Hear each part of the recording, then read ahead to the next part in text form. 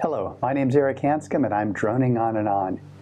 Now, a lot of people in the drone community right now are very concerned about what the FAA is going to do with respect to how drone operators are going to have to notify the air traffic controller if they're operating a drone within 5 miles of the airport.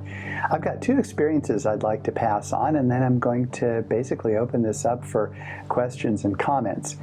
First of all, yesterday was my son's 8th birthday, and for his birthday present, we took him on a helicopter ride out of Civic helicopters in the Carlsbad airport.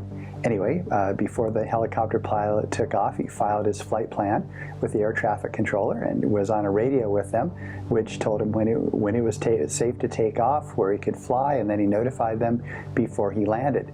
So if you happen to operate a helicopter, well, it's pretty easy. You just deal with the air traffic controllers, file a flight plan, and everything goes pretty smoothly from there.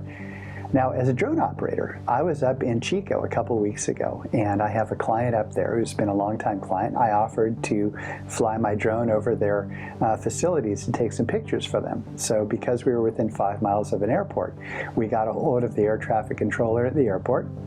He was a very nice fellow, but extremely busy, and I felt very badly because I was asking him for permission to fly my drone, and he was trying to deal with incoming traffic and outgoing traffic, and he was just one guy. Well, anyway, after probably 5 minutes of him having to put me on hold, we agreed that I would fly below 200 feet. I'd give him a call before I started flying, and I'd give him a call after I started flying.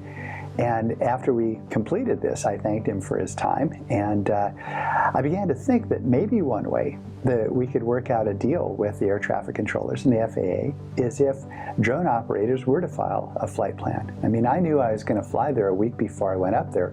Wouldn't it have been easier if I had just been able to put something online to the air traffic controller at this particular airport, say, hey, I'm going up there on a Friday.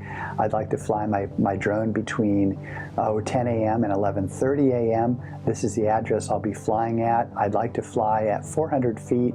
What do you think? And then the air traffic controller could come back and say, okay, how about if you fly between 10:45 and 11 instead, and I want you to keep below 150 feet.